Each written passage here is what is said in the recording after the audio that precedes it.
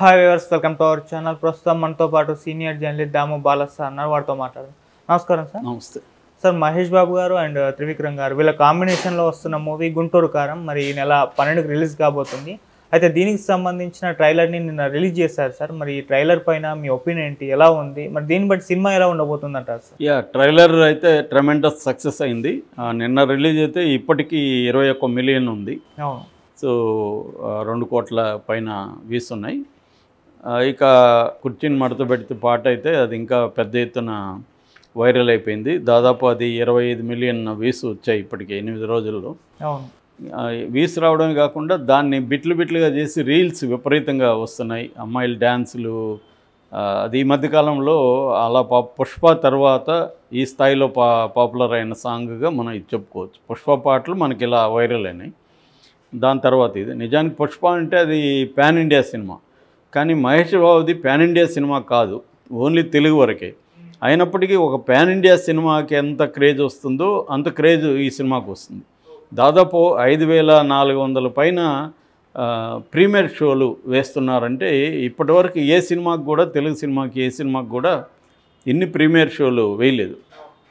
So ఇదొక record create చేసింది. అంటే త్రిబుల్ ఆర్ కానీ బాహుబలి కానీ ఏవి కూడా ఇన్ని ప్రీమియర్ షోలు పడలేదు. సో మహేష్ బాబు రేంజ్ అదని చెప్తున్నారు. ఇక ట్రైలర్ విషయానికి వస్తే ట్రైలరు ఒక షాక్ ఇచ్చిందని చెప్పచ్చు. సర్ప్రైజ్, అంటే ప్లెజెంట్ సర్ప్రైజ్, పాజిటివ్ వేలో సర్ప్రైజ్. ఎందుకంటే మహేష్ బాబు అంటేనే ఒక సీరియస్ లుక్లో ఉంటాడు, కామెడీ అతను ఎక్కువ చేయడు. అలాంటి అతన్ని ఫస్ట్ త్రివిక్రమ్ శ్రీనివాస్ కూడా అతడు సినిమాలో సీరియస్గానే చూపించాడు. అతను ఒక దాని ఏమంటారు, సఫారీ కిల్లరు, హైడ్ కిల్లరు. అట్లాంటి అతనికి ఒక ఫ్యామిలీ బ్యాక్గ్రౌండ్ ఒక ఇది పెట్టి చేశాడు. అక్కడక్కడ చిన్న రొమాంటిక్ ఇది టచ్లు ఇచ్చిన ఓవరాల్గా అతను సీరియస్ క్యారెక్టర్. అట్లాంటి అతన్ని నెక్స్ట్ కలేజాలో కంప్లీట్గా కామెడీ చేయించాడు. అది అందరూ అప్పుడు షాక్ అయ్యారు. అది కామెడీ చేయించారు, అది నిజానికి వర్కౌట్ అయింది కామెడీ. కానీ సినిమా ఆడలేదు. సినిమా ఆడకపోయినా చాలామంది అది Mahesh Babu కెరీర్లోనే best film, even Trivikram సినిమాల్లో కూడా బెస్ట్ ఫిల్మ్ అనేవాళ్ళు ఇప్పటికీ ఉండరు. కానీ మాస్క్ ఎక్కలేదు. అది కొద్దిగా సటిల్ కామెడీ ఉండడం, గాడ్ ఎలిమెంట్ని పెట్టడం, ఇదంతా మాస్క్ ఎందుకో రీచ్ కాలేదు. అయితే ఇప్పుడు ఈ ట్రైలర్ కానీ అంతకుముందు పోస్టర్లకే ఇది చాలా హైప్ వచ్చేసింది. పోస్టల్ టైంకే పెద్దగా వీళ్ళేమి రిలీజ్ చేసింది కూడా లేదు, పెద్ద ప్రచారం కూడా చేయలేదు వాంటెడ్లీగా. ఈ మామూలుగా పోస్టర్ రిలీజు దీని మీద ఏంటంటే బిగినింగ్ నుంచి కూడా రకరకాల న్యూస్లు వస్తూ ఉండేవి. ఎందుకంటే మహేష్ బాబుకి కూడా గ్యాప్ వచ్చింది. నెక్స్ట్ రాజమౌళి సినిమా ఉంది. ఈ లోపల త్రివిక్రమ్ ఇతని కాంబినేషన్లో ఒక హిట్ పడింది, ఒక ఫ్లాప్ పడింది. ఇది ఎలా ఉండబోతుందన్న ఇది నడుస్తుంది.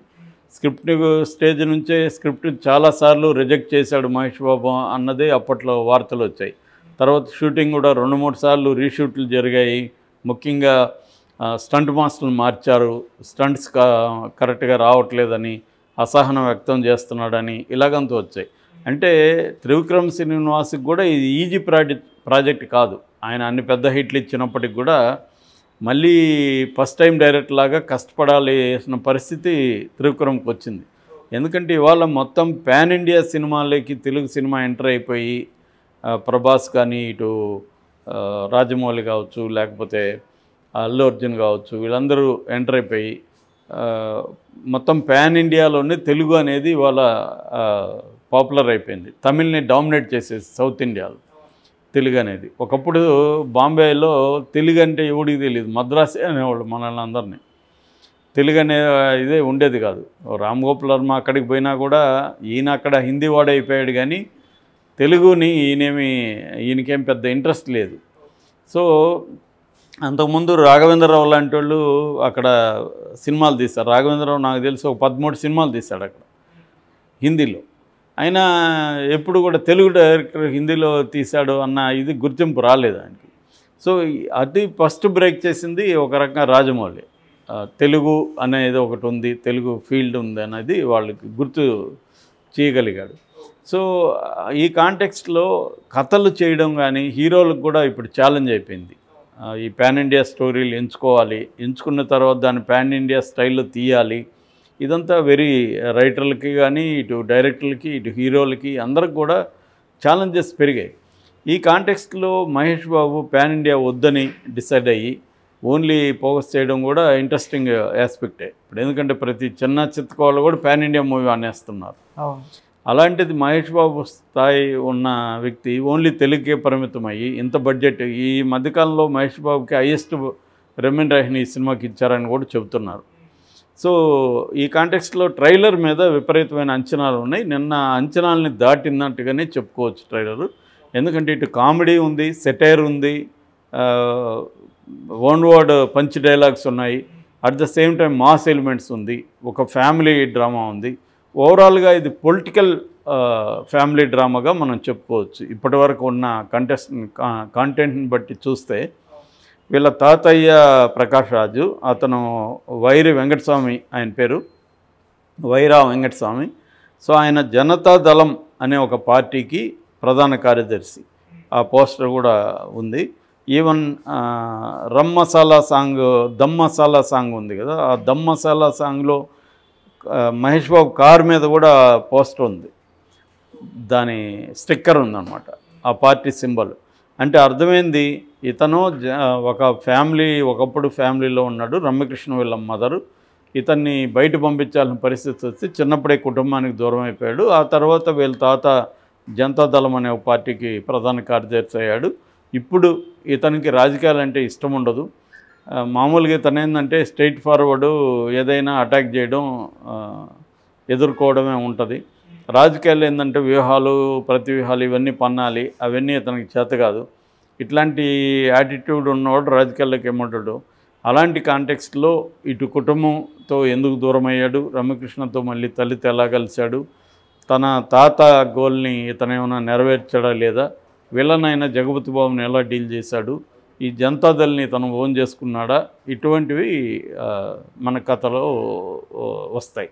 అంటే ఇది ఒక పొలిటికల్ బ్యాక్డ్రాప్. ఆల్రెడీ అరవింద్ సమేతలో త్రివిక్రమ్ పొలిటికల్ బ్యాక్డ్రాప్ని చూపించాడు. ఇది అగైన్ ఇప్పుడు పొలిటికల్ బ్యాక్డ్రాప్, ఈ సెటైర్లు ఉంటాయి. గుంటూరు కేంద్రంగా ఇది జరగబోతుంది అనేది మనకు అర్థమవుతుంది. అంటే ఆంధ్ర పాలిటిక్స్ని మామూలుగా అయితే మనకి త్రివిక్రమ్ శ్రీనివాస్ ఏమో ఇటు పవన్ కళ్యాణ్ మనిషి, ఇటు మహేష్ బాబు ఏమో జగన్ ప్రోగా ఉంటాడు. మరి వీళ్ళు పొలిటికల్గా ఎటువంటి ఈ దీంట్లో అయితే అటువంటి కాంట్రవర్సీ డైలాగులు ఏమీ లేవు. ఓన్లీ సినిమాటిక్గానే డీల్ చేసినట్టు కనబడుతుంది. ప్రజెంట్ రాజకీయాల మీద పొలిటికల్ సెటైర్లు పవన్ కళ్యాణ్ వేసినట్టు, బాలకృష్ణ వేసినట్టు అయితే లేవు. ఆ వివాదాలు అయితే ఇప్పటివరకు ఏం రాలేదు. ఇది పొలిటికల్ సినిమా అయినా కూడా ప్యూర్ సినిమాగానే డీల్ చేసినట్టుగా మనం అర్థం చేసుకోవాలి. ఎందుకంటే త్రివిక్రమ్కి ఆ లక్షణాలు ఉన్నాయి కానీ, బట్ మహేష్ బాబు దాన్ని అలౌ చేయకపోవచ్చు. ఎందుకంటే మహేష్ బాబుకి రేపు పొద్దున ప్రాబ్లం అవుతుంది. ఎటువైపు పొలిటికల్గా ఆయన స్టాండ్ తీసుకున్నా తనకి కెరీర్కి ఇబ్బంది అది. ఎందుకంటే అతను అందరి వాడిగా ఉండదలుచుకున్నాడు. రాజకీయాల పట్ల అతనికి ఇంట్రెస్ట్ కూడా లేదు. వాళ్ళ నాన్నకు ఉండింది. వాళ్ళ నాన్న రాజీవ్ గాంధీ సమక్షంలో కాంగ్రెస్ పార్టీలో చేరాడు. కానీ రాజీవ్ గాంధీ చనిపోయిన తర్వాత వాళ్ళ నాన్న కూడా యాక్టివ్గా లేరు. ఆయన కాంగ్రెస్ అంటే ముందు నుంచి ఇష్టం ఉంది. ముఖ్యంగా రాజీవ్ గాంధీ అంటే చాలా ఇష్టం. రాజీవ్ గాంధీకి కూడా ఈయనంటే ఇష్టం. అప్పట్లో కాంగ్రెస్ పార్టీ కానీ రాజీవ్ గాంధీ కానీ ఎన్టీఆర్ మీద యాంటీ సినిమాలు తీయడానికి కృష్ణాని బాగా ఉపయోగించుకున్నారని ఒక అభిప్రాయం ఉందన్నమాట. సో ఏదేమైనా ఈ కాంటెక్స్లో ట్రైలర్ అయితే ఇటు మాస్కి అందరికీ అట్రాక్టివ్గా ఉంది. ఫైట్స్ ఇంట్రెస్టింగ్ ఉన్నాయి. ముఖ్యంగా ఇతని యాటిట్యూడ్, డైలాగ్ వర్షన్ చాలా బాగుంది. కొడితే ఉంచుకున్న దాని ముఖం కూడా గుర్తుకొస్తుంది అనడం కానీ, ఇటు పానిగాడి కూతురు మంచి ఫిగరే రా సిగ్గేస్తుంది అనడం కానీ, తర్వాత అన్నిటికంటే హారతి ఇవ్వలేకపోయావు మరి అంటే అగ్గిపెట్ట లేక ఆగిపోయాను అనగానే అక్కడ అవి వెహికల్స్ ఫైర్ అవడం, ఇటువంటి కాంటెక్స్ట్లో ఇంట్రెస్టింగ్ ఉండబోతుంది. ముఖ్యంగా డైలాగ్స్ మళ్ళీ పవర్ఫుల్గా ఉండబోతాయి వీళ్ళిద్దరు కాంబినేషన్లో. ఎందుకంటే త్రివిక్రమ్ అంటేనే మనకు డైలాగ్స్ గుర్తుకొస్తాయి. అతను రైటర్గా అంటే కూడా డైలాగ్ రైటర్గానే పాపులర్ ఆయన. సో ఇప్పుడు ఇది ఒకటి. రెండవది మళ్ళీ దీంట్లో కూడా ఒక మరదల్ని పెట్టడం, మీనాక్షి చౌదరి మరదలు, హీరోయిన్ ఏమో ఈఎంఐ శ్రీలీల. సో కొంత త్రివిక్రమ్ ఒక స్టైల్ ఉంటుంది కదా, మరదలతో సరదాలు, ఇటు ఇది మన Attarintiki Daredi kind of comedy ఇవన్నీ కూడా ఉండేట్టుగా తెలుస్తుంది. అయితే దీని పట్ల ఒక వివాదం కూడా వచ్చింది. ఎందుకంటే త్రివిక్రమ్ మీద ఈ మధ్యకాలంలో అప్పుడప్పుడు కాపీ వివాదాలు వస్తున్నాయి. తమన్ మీద కూడా వచ్చింది. తమన్ మీద కూడా ఈ కుర్చీ మడతపెట్టి సాంగ్ కూడా యాజ్ ఇట్ ఈజ్గా అత్తారింటికి దారేదిలో కాట్రాయ స్వామి దేవుడ పాటని యాజ్ ఇట్ ఈజ్ కాపీ కొట్టేశాడనేది చూపిస్తున్నారు జనం. ఇప్పుడు ఏంటంటే ఇది ఎద్దనపూడి సులోచనారాణి నవల కీర్తి కిరీటాలు అనే నవల్ని కాపీ కొట్టాడు అనేది అంటున్నారు. ఆల్రెడీ కీర్తి కిరీటాల నవల సెర్చ్ కూడా పెరిగింది నెట్లో. ఈ నవల ఏంటని చదవడానికి జనాలు ట్రై చేస్తున్నారు. గతంలో కూడా ఎద్దనపూడి గొడవపడింది. అప్పుడు మీనా సినిమాని ఆ సినిమాని మీనా అనే దీని నుంచి కాపీ కొడితే ఆమె గొడవ చేసిన తర్వాత టైటిల్ వేశారని చెప్తారు. సో ఏదేమైనా దీని మీద కూడా వివాదం ఉంది. రిలీజ్ అయినాక ఆ వివాదం పెరుగుతుందా ఏందనేది చూడాలి. ఆమె ఎద్దనపూడి అయితే లేరు, మరి ఆమె తరపున ఎవరన్నా ఫైట్ చేస్తారని చూడాలి.